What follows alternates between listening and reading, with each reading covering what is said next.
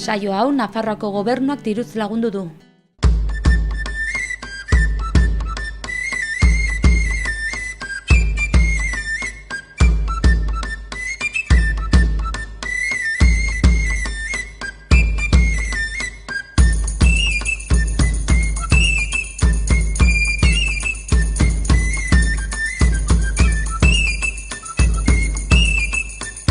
Kaixo eta ongi etorriak beste egun batez Ur eta Lur saio honetara, gaurkoan lehenbiziko atalean Oronoz Mugairera joan eta Asier Goñirekin egonen gara, berak afizio handia du zaldietarako eta konkretuki Arabe arrazarako eta beraien behor gazte bat orain dela berriki Espainiako txapeldun sortatu da morfologia aldetikan eta Asierrek kontatuko digu pixka bat afizionen nondik norakoak eta pixka bat baita ere nola joan zen txapelketa eta ondotikan Baztango hiltegira joanen gara Iruritara eta Juan Cruz Iriartek Baztango udaleko zinegotziak pixka bat hiltegiaren inguruko azken berriak emango dizkigu ere eta mendi aldetikan ere zertan dabiltzan, ze obra edo berrikuntza ari diren egiten pistetan eta saioari amaiera emateko Nafarroko nekazaritza abeltzantza eta inguru giroko bulegora joanen gara, Elizondon kokatzen dena eta Josu Sarobe albaiturua balde batetik tuberkulosis gaitzaren inguruan solastuko zaigu ere eta ea nola dauden paken diru laguntzak ere aipatuko digu.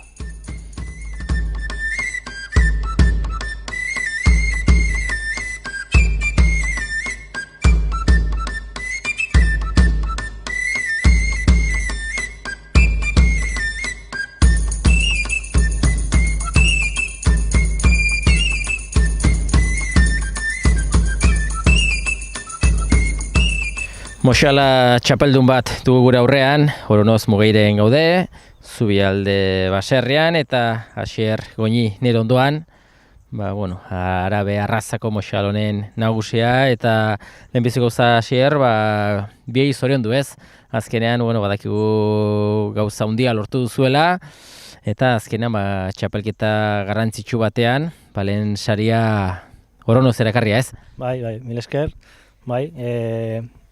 Irailaren 30ean egintzen Espainiako txapelketa Segovian, eta parte hartu ginuen, eta atera ginuen gure moxalau, eta irabazi ginuen. Pollita dela garbi ikusten da, baina jendeak pixka bat jakiteko nolatan, zuen etxean, zuen baserrian, noiztik sortu zen pixka bat zaldietako afizioa edo pixka bat gustu hori? Etxean beti izan dugu hazienda ez, eta zaldiak ere bai, mendiko zaldiak, eta hasi ginen, gusten zaigun montatzea dola, eta hasi ginen 2005an edola, lehenengo kruzatbekin montatzen taola, eta gero 2010an, 2007an ja hasi ginen arabeak bilatzen eta hola, gustatzen zaizkigu alakoz, eta 2010an erosi ginen bi behor, eta hortik aurrera saiatu gara azitzen ez. Bi behor erosi zenituzten, gero ez dakit kaso honetan, moxal hau bertan sortua den edo bere erosia den? Ez hau etxean jaia da, ama erosi ginuen, eta gero, kanpoko zaldi batekin estali ginuen, eta hau sortu zen.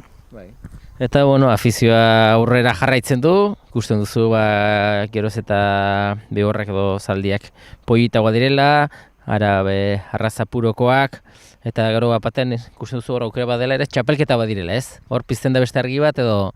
azkenean munduntan badire baridadea unitz, ez? Batzuk badire karrerak, ez? Resistentzia karrerak edo hipodromoan,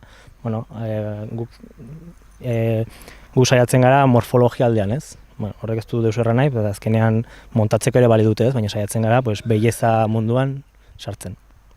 Hori da, txapelketak denetarik izaten dire, eta kasu honetan estetikako txapelketa bat Espainiako txapeldun suertatu da, eta nola izaten da pixo bat, Espainiako txapelketa Segovian izan duzen, baina badakigu, behorrak eta moxalak eta adin desberdinekoak badirela, eta ezakit nola egiten da sailkapen hori edo, pixka bat txapelketa nola joaten da. Orain arte, duela 2 urte arte, Espainiako txapelketa jateko klasifikatu gara zen, ez? Baziren konkurso nazionalak, baziren Galizian, Sevillan, Madrilen, azken urtean krisiangatik eta jendea zen partizipatzen, orduen iaz eta urten, lehenbizko aldiz, gaten altzera Espainiako txapelketara, konkursartu inoiz konkursartu gabe, ez? Honek eramen ginen Barcelonako konkurso batera, abuztuan, eta hor ikusi ginen, bueno, aukera bat zituela Espainiako txapelketara jateko, ez? Eta txapelketa, pues, bueno, izaten dire 2 egun, lehenengo gunea izaten da klasifikazioa, ez? Adibidez hau moxaletan, badire 3 klasez, urte bateko moxalak, emeak, bikoak eta 3koak. Eta gero igandean, bueno, laun betean, puntuazio gehien duten 2 moxalak bazten dire igandeko finalera. Eta igandean, pues, atatzen dire kasuntan 6 moxal, eta juezak izaten dire 3 edo 5 juez, eta egiten dute konparazioz, momentu hortan, eta ematen dute domeinak. Urrezkoa, medaia oro, plata eta brontze.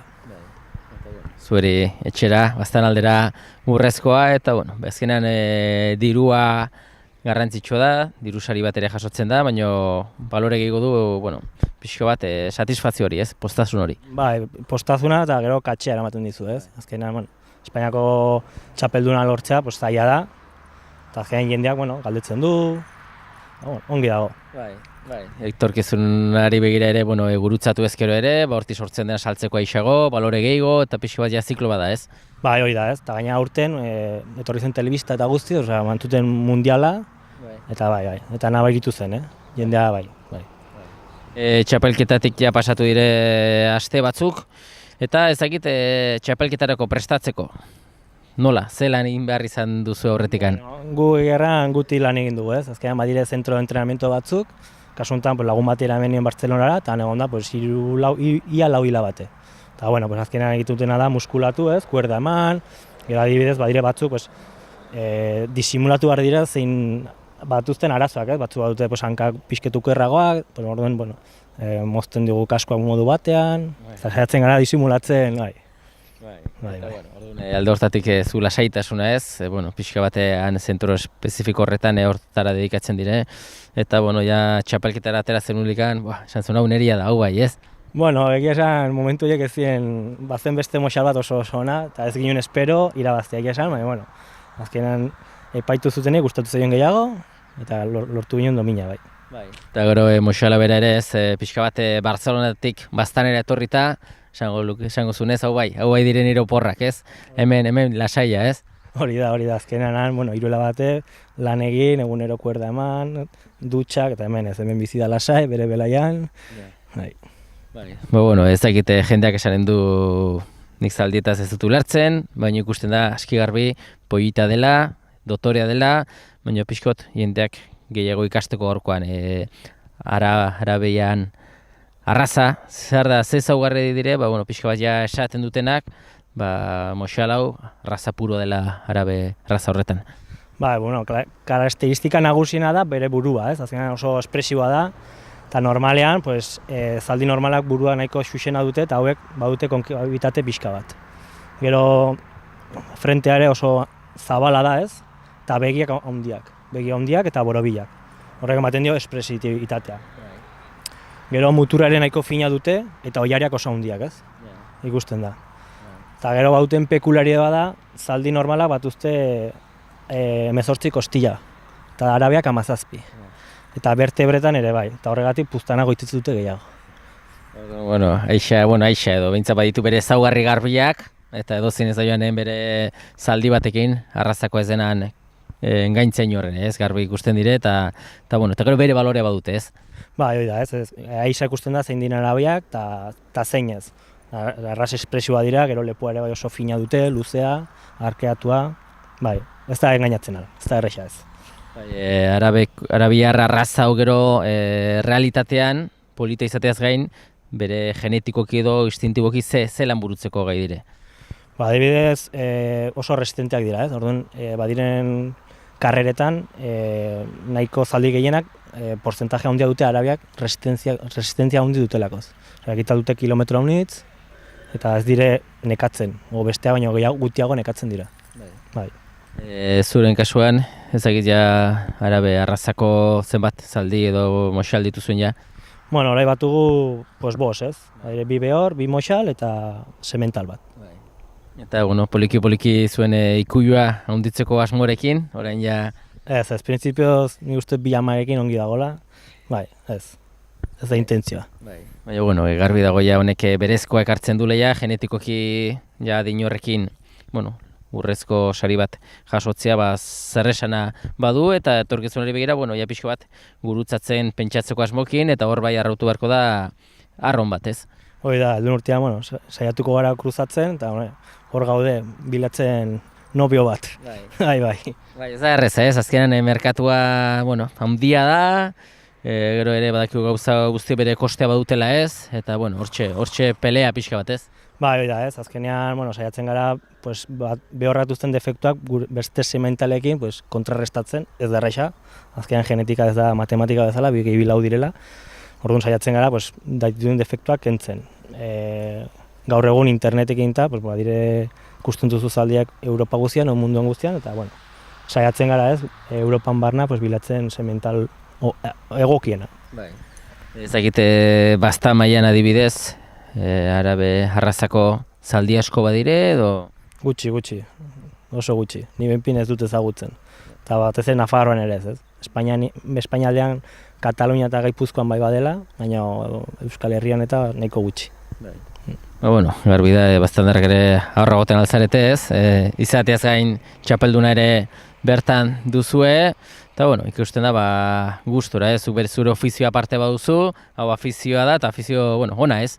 Bai, afizio sanoa ez, zautzen dugu jende nahiko ez, Espainia barnea, Europan ere bai, konten gaude. Eta Espainiako txapelketatik kanpo, horri izanen dire ere, nazioartekoak, Europakoa, ezagiz, sailkapen bat izaten da, edo joaten altzaren, edo ez, asmori baduzue? Ez, adibidez, asteburuntan da Europeoa, Italian, eta irabazi behizunez, klasifikatu zen, eta azaroaren bukaeran da Parisen mundiala, ere bai klasifikatu da, baina, hori beste nivel bada, eta etxean gaituko gara. Hori da, ongi da, bintzat tamaino ikustea nola den, eta pixo bat gauza baloratzea, eta itutu gabe ere, ez, poliki, eta torkizunean bate daki, baina aurtengoarekin lortutakoarekin konformeia, ez? Bai, egia esan zaila da, lortu duguna lortzea, eta saiatuko gara lan egiten bide horretan, ez? Urtean zehar zaintzeko, hemengo klima badakigu nolakoa den, neguak behar bat ez dire oso gorrak, baina zainketa detekan zainketa behar izaten dute. Azkenean ez dute izaten ustetik zaldiak, zaldiak dira, eta baina esatzen gara, adibidez neguan eta horrela, mantak jartzen dugu gauetan, gero likagai aldetik ere bai, maten dugu pensu pixkat espezial bat, brilloaren dako eta horrelako gauzak, baina ez dugu zer berezirik egiten konkursatu aurretik, ez? Konkursatzeko intentzia balin badutugu, bai saiatzen gari labate batzuk lehenago, hobeto zaintzen, pensu hobeak ematen, vitaminak, baina bestela zaldi normal bat bezala.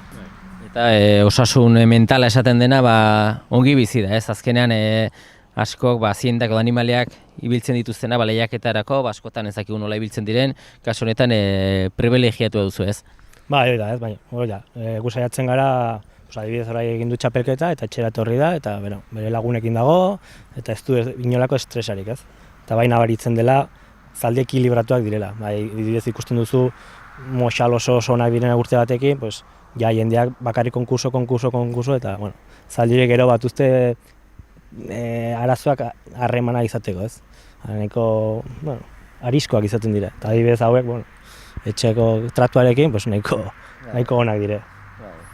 Hor geratzen dere zuen bastandarren ikutua, eta azkenean berriz ere zoriondu, ikusten dugu pena merezi dula duzuen afizioa, holako gauza politakin jarraitu, eta aurrerago egonen gara berriz ere, ea nola doan zaldien eta afera, eta behar ze aldaketak izan du diren, edo txapelketa gehiago, edo solastuko gara aurrerago. Mila esker eta beste bat arte? Bale, mila esker zuei.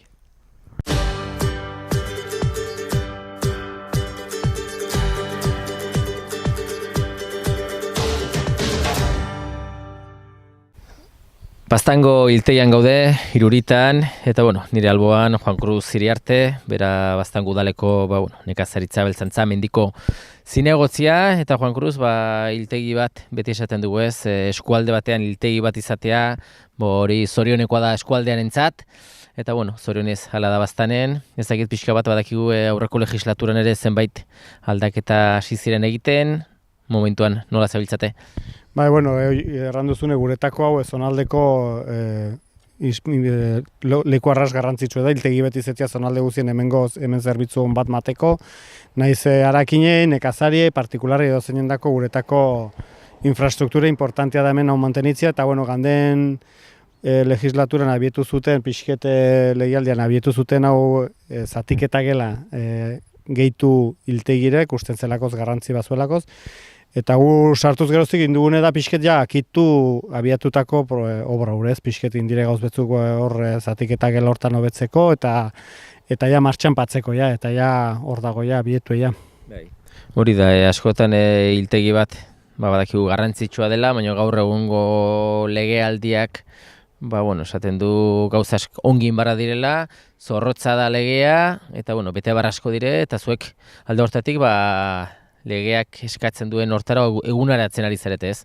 Bai, gehien bat hoxe, legeak arras zorrotza dire, eta kusiz bertze iparraldeko herrialdekin alderantziz, eta idurioan gauzek errexago direla, ez du benpin sanidade aldetik exigentzia maila handie bada, eta orduen gauza honitz aldatu behar izan dire, berritu, eta orduen horiek betetzen nahi gara, eta betetugu, beraiek eskatutako gauz guziek, eta ja orai usten duten eta onartzen duten, baina ja onartu dute ja martxan dagonez, baina legea nahiko zorrotza bai.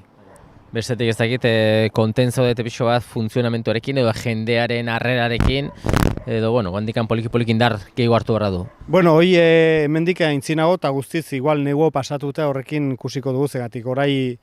Horai momentu unten hasiko dire, ze aratzen bat o zerbait pusketzen, o bildotzen bat, o baina ja horai hasiko da zerri sasoina, eta orden helburu da hemendik ja tratzia zerria zatitu eta dena ja prespresta mondon gaiteko. Orden ikusiko du kanpaina hau akitzen denean, ze maitzak diren, ze ibili den, eta hortik eta barna hasiko gara baloratzen, baina ni uste dut positibo izanen dela, bai.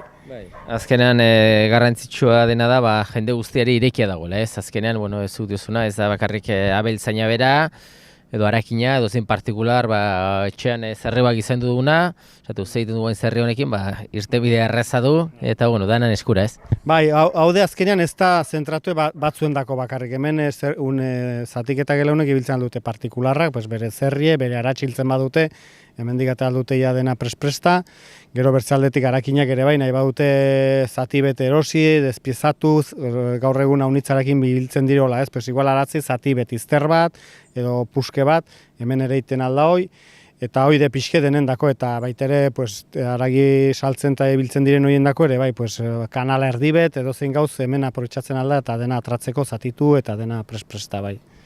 Azkenean zerbitzu bat ematen da, zerbitzu hori ordaindu behar da, eta hor ere, tarifa finko batzu badire, badakiduen eskuartean ez dituzula, buruz are gutxiago ez da erreza, baina jendeak badaki ez, azkenean gauza garbi dire, eta zer nahi duzun, zertarako nahi duzun erabili, bere kostea du. Bai, bere kostea alde batetik, zerri hiltzia eta aratzi hiltzia badu bere kostuek, ez zaila razoina duzu, ez dut buruten tarifak eta prezioak eta gauzek, gauz beda hiltzia eta hori zegostatzen den, eta gero bertze tarifa bat izango da badu, zatitzea eta prestatzea hori. Ez dazkit, buruz ez dazkit, baina bai, finkatu daude eta ja fijo dire, bai. Baztango udalarena ez, baztango hiltegia dugu, baina beti ere kudeaketa, ja ateratzen da pixo bat, ez egitiz konkretu enkante modura, edo enkante baina baldintza batzuen arabera, eta hori finkatzen da pixo bat. Zuentzako, lan bada, kezka bada, baina azkenen herriaren aldelan egin behar da, eta herriaren aldelan egiteko behar da bermatu funtzionamentu bat, ez?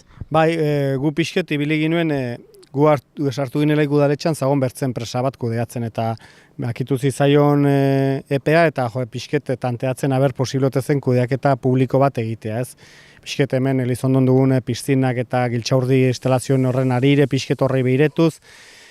Eta etzen ikusi aukera, eta hor bertan gelditu zen, eta horren berriz atragi nuen, norbait interesatzen zitzaion publiko intzen, enkante moduko bai sartzea, eta sartu zuten gaur egun dauden enpresa, ez da intzineko enpresa, baizik eta hau berri daude, lau sozio daude, eta beraiek gestionatzen dute dena, bai. Eta izanen da, zuk duzu bezala, urtengo negua, izanen da pixka bat, abia puntua edo erreferente bat bezala, ikusteko martxa nola hartu duen, eta hortik aurrera, urtetik urtera indar hartzen joateko ez. Bai, ni uste dut hau izin dela, urtengo negue pixkete, idea bat maindagunez zertak eta nondik barna gain diren, ze izin den, eta pentsatzen dut, asmenta da, jende honitz igual ez ezagune, ez zalantzak, ni betin dutola, igual jendea erabiltzen duena, gero solas agozago publizitate hori arrasona da, eta ni pentsatzut hortik eta barna gero eta gehiago gain dela, zeatik, azkenean zuk hartzen duzu zerriunet bizi eta gaten duzu kajetan aragia, eta jazta, eta gero etxean iten duzu inberrikeko lana, mondongak eta gauzek, eta hori de pixket, edo aratxa gauze bera, zuk hartzizu aratxa, eta gatezu. Horren ustut hori pixket, aurtengo negu izango dela, maindagune pixket idea bat, ze erabilpena izango duen, eta ze maitzak izeten aldiren. Badakizue ikusentzuleak baztaren hiltegia badela, aspalditxotik, eguneratua, behar den bezala jarria ja, eta auker hori baliatu, eta guk gaia aldatuko dugu, beti ere, mendiko aferak burua uste dolan asko ematen dute, eta horietako lan bat, eri zarete ez, nunbait ere parreian bat egiten ez. Mendiko lanak ere bere burua usteak ditu, eta orai momentu enten dugu, mendietako lana proiektua lanak agitzen nahi dire, eta orai hasi dugu orai dela 10 egun, hemen Lekaroz ingurunten lau parrilla barrera kanadien ditzen diren horietaik, hazienda ez jausteko, zegon arazo handi bet, variante inez geroztik, eta hazienda sartzen zela karreterara, susto batzuk izan dire kotxeakin, behorrakin eta hor, eta pixketoi saiesteko hor legate ingururietan eta lekauzen eta horri ingururtan hiltzen diren nekazari kuadrilatu urbildu zen udaletxera, kezka horrek erakutsiz, eta horren arire planteatu dugu proiektu bat, 4 parrilla ingo dire lekauzko bideoien pixket mozteko haziendan sarrera karretera aldera, eta hortan gaude orai buru belarri. Garrantzitsuak horiek ere, ez danak azkenean gastua da, koste bat suposatzen du parrillak jartzea, baina, segurtasuna bermatzen da, bai haziendarena eta jendearena, ez? Azkenean, unen inbertsioniamen izin dira, 5.000 euro inguru hortan, ibiliko gara, eta baina kezka bat kentzen duzu gainetik, segurtasun bermatzen duzu, nekazari lasaiago dago, eta uste denak ere, kotxean pasten garenok ere eta ni uste dut azkenean denendako onuragarri bedela, eta egirteko mendien ere hazienda lasaiago eta epe luzeago egoteko ere segurtatzen duzu hazienda presentzia ere ez, azpi behitioketan ezkurre dela, gaztaina dela jatera sartzen dire behiti, eta hurbiltzen direla ikarretera hori babesten duzu, eta horre egoten dire, eta uste dut mendio beki aprobetxatiko dugule denen artean ere Horrelaxe, ikusi duzu, Juan Cruz Iriarteri esker, Baztango udalako azken berriak, edo pixka bat, nekazaritza eta mendiaren zerikusia dutenak helarazi dizkizuegu, eta eskerrak eman zuri, eta segi eguneroko martxan, guain ere bileran bat ere baduzu, eta aurrera, eskerrik asko. Horai, kintoko mankomunadeko bilera, eta eskarmile zuei, eta ze bat arte.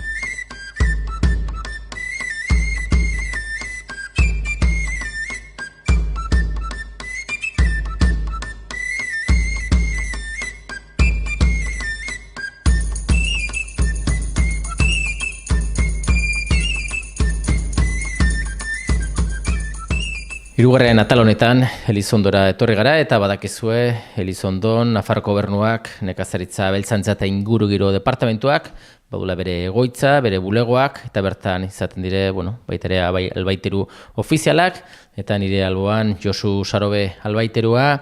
Josu, tarteka elkartzen gara, gai berexiren bat edo aipamen bat egiteko, eta gaurkoan bereziki, pixka bat eiza eta zienda lotzen duen gai bat dugu, tuberkulosisa badirudi, pixka bat lotura handia dela ez, izan eta baita ere haziendan ez. Azken urteoketan nahi gara ikusten, bada behien eritasunen tartean, kontratzen dugunen tartean dago tuberkulosis, da batez ere behiratzen duguna, ezin dugulagoz behar den bezala garbitu. Eta Nafarroan badugu alderdi bat, ez dena garbitzen da. Nahi gara behiratzen, eta segurazki izan da ze harremana duen hazienda, kanpoko hazienda basarekin, kasuntan basurdarekin. Eta hori da ez, azkenean iztariak basurdetan ibiltzen direnak, azken aldi honetan ten dabiltze, badirudi basurden populazioa haunditu dela, baina horrek ere bere arriskua ekartzen du horrelako gaitzetan ez, hala baldin badera ez, basurdeak kutsatuak egon daitezkela ere eritasun honekin, gero azkenean bai hazienda eta bai basurdeak badibidez asketan da ibiltzen dire batzutan aska berdinetan, eta hor pixua sortzen da arazoa ez. Basurde, gero eta kontrario gutxi egotu izte, eta horren badire gero eta gehiago, aurkeztu ziguten estudio bat, horren ikusten dela, basurden populazionera goitira daiela. Bertze animali batzu batez, azken arroak alderdi honetan, ere tuberkulosis kasuntan pasatzen dutela azindari. Gero badire batzu basauntzak eta hori momentuz ez dugu ikusten, hori pasatzen aldiotenik eta inkluso susma bada ardiek ere bai. Baina, bueno, prinsipioz kezka handiena dugu basurdekin eta azken arrokin. Hemen badugu, batez ere, pues, adibidez, Extremadura eta Kastilla alde ordeiten hauniz gehiago, lehen galdin atzo irakurtzen nuen toki batean, ja lau basurdetan ja harpatuz dituztela ja tuberkulosis eritasun horrekin, batida batean, orduan kusten nahi gara, pues, basurde bautela eritasuna, basurde gero eta gehiago badirela, eta gero pues, bada harreman bat, bada posibilitate bat, pues, harreman bat izateko etxeko hazienda eta hazienda basa eta kasuntan pues, basurdeak. Ez da egite, hemengo Nafarro mailan pixko bat kontrolatzeko basurdek baduten eritasuna edo ez, protokolon bat ireki da edo ze gomendatzen duzu egitea? Bueno, eskatzen dugu izilari, pues, batzutan analizatzen dugu hazienda hori, baita ere aurten ibili gara azken arroa, pues, karreteratan eta arpatzen ziren azken arro hilak, pues, horiek analizatzen, eta pues, azken urte hauetan hasi gara kanpaina bat, ematen dizkiogu izilarien kuadrillakoei paper batzuk, hori pues, basurdeak arpatzen tuztelei bustitzeko odolean, eta hori gero bidaltzen dugu laboratoriora analizatzeko haber baden tuberkulosis edo ez. Eta pues, bai, atatzen zaizkigu, pues, azkenien basurde handiz badirela basurdeak tuberkulosisekin, eta baitugula behiak tuberkulosisekin, edo tuberkulosis izaten dituzten behiak ere bai, pues, hor bada arriskua. Beia tuberkulosisakin delikan ez dakitze ze ondorio ekartzen ditu azkenean? Bueno, pues tuberkulosisen atalan bada pues jende guztia ezautzen du, persona eta pasatzen dion tuberkulosis, pasatzen zaio behietik jendetara. Normalen jendetan agertzen den kasok ez dira zindetatik hartutak, hoi lehenoko eritasuna baizien, tarteka pasatzen aldire hoi baita ere, baina aziendan batez ere pues, gertatzen aldena da urtero pasatzen dute kanpaina, eta beti ateratzen dira batzuk txarra. Gero normalin bidaltzen direlik almataderora, gero normalin onak atetzen dire. Aurten baztanen abidez izan dut da kasu bat, lehenbiziko aspaldiko partetikan txarra ateraziguna bakteriarekin. Baina aziendan batez ere, pues, iten da azienda hil, eta gero aziendaren mugimenduak restringitu mugatzen dire. Orduan, hanez kasutan, aratxek ezin dire bota zebaderora, edo bizitarako bertze kuadra batera, belai komunaletara edo, pues, bueno, badire restrizione batzuk espezialak. Oztopo bada, ez azkenean kezka bat, basurdeetan agertzea, eta aurrera begira, kontroltzeko modurik basurdeen tuberkulosis hau? Momentuz ez da batera erresa, zen aizten erran duguna, pues, basure badire gero eta gehiago, eta gero pues, zonalde hauetan pues, oso normala da behiak mendira botatzera, eta, karo, pues, harreman hori balin badago, eta ja demostratu duguna, pues, ja demostratu diren bertze estudiotan harreman hori dagoela, pues, beti hor dago arriskua. Zer egiten alden? Pues saiatuko gara, pues, basurdeak analizatzen, baina logikamente hazienda basa kontrolatzea zaila da, eta batez ere, pues, medio ambienten eskutan dago, gure eskutan baino. Baina, bueno, bai, indire Inglaterran abidez, kanpaina arras polemikak izan du direnak azken arrokin, batzuk alde, eta hortze kontra hiltzea, eta olako kanpaina beti konfliktiboak izaten dire. Zer esana emango duen gaia seguru ere, eta gaia zaldatuaz, badakigu baserritarrak paken diru laguntzari begira goten direla, ja noiz ordainduko duten, eta badirudi ja hasi direla ez poliki-poliki. Baina aintzineko gunoketean dituzte ja hartzen 2017ko lehenbiziko pagoak, lurraren pagoak, antizipo batzuk mandizkete, 160 2016koa ja berriki pagatu ziren, azkena sostenibilitatekoa izan duzen. Eta, bueno, pues ja pixketa intzine behira, ja hasiko dire ja oraingo pagoak, baita ere urrengo urteko aldaketai behira, ja hasi dituzte pues pixka ja pensatzen igual beti, oraingoa dira aldaketa txiki batzuk, igual transferentzien plazoak luzatzea, edo olako gauz txiki batzuk, baina, bueno, kusiko dire oiniken hoi aprobatzeko daude, baina, bueno, ja arrankatu dugu ja kanpaina untako pagoekin. Azkenean, baserritarra zoritxarrez, zeharka beti horrat egoten da begira ez, eguneroko lana saiatzen dira alik eta hobekien egiten, baina, ez da aski ongi bizitzeko, edo bizitzeko behintzat, soldatu duin bat ateratzeko, eta nahitan ezkoa dute momentuan, diru laguntzei begira egotea, eta hortara jarri gara ez? Bai, zoritxarrez ezin dire kasi produktuetatik bizi, behar dituzte gehienak laguntzak bizitzeko, aintzinen segitzeko, hor dago, eta kasi honez kasutan margena hor dago. ez da politena, ez da egokiena, baina bueno, momentu zala dago, eta horregatik jendea saiatu behar da, pues, atento egoteaz laguntza guzitara, hauniz kasotan kejatzen dire burokrazia hauniz badela, baina baita ere Europako kontrolak zorrotza dire, alde batetik normala da, diru hauniz mugitzen da, eta kontroloik egon behar dire, eta paperak pues, albezain ongi egiten beharko dire bai. Alde hortatik ere, jarria direz, pixka bat, papele hori dana, kontuak, datuak, orain dela 40 urtetik onat alderatuz gero, basarritarra bere lanen profesionala izateaz gain, burokrazia aferatan ere ongi murgildua dago. Bai, baina kostatzen da sartzea, papelea denei kostatzen zaigu sartzea, eta espero dugu ordenadorekin pixkat poliki arintzea gauzak. Hori da ez, jende gazteago dena ja, teknologia berriekin jaioa da, eta hori somatzen da ez. Jaio orduko tablet bateri mugitzen nahi dire batzakin, eta poliki, espero duguna da, gazteak ere sektorean sartzea, eta horientzako ja, aixau izango da bintzat. Bai, ojala, sartzen dira poliki batzuk, eta hola bere manejatzen dire, eta bere ulertuko itxuzte gauzak ere nolako diren. Ongi Josu, eskerrak eman, betiko moduan, azalpen hauek emateagatik, aurrerago ere solastuko gara tuberkulosis, basurdeak, kanpoko haziendaren inguruan nola doan, eta bitartean dosegi eta beste bat arte. Bai, zuei.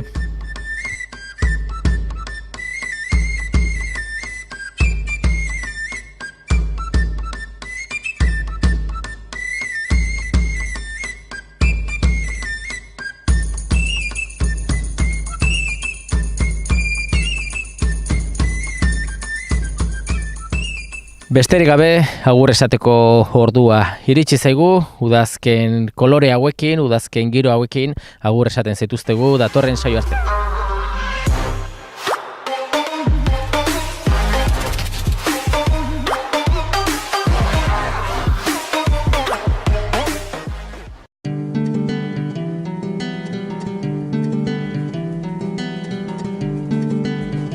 Saio hau Nafarroako gobernuak diruz lagundu du.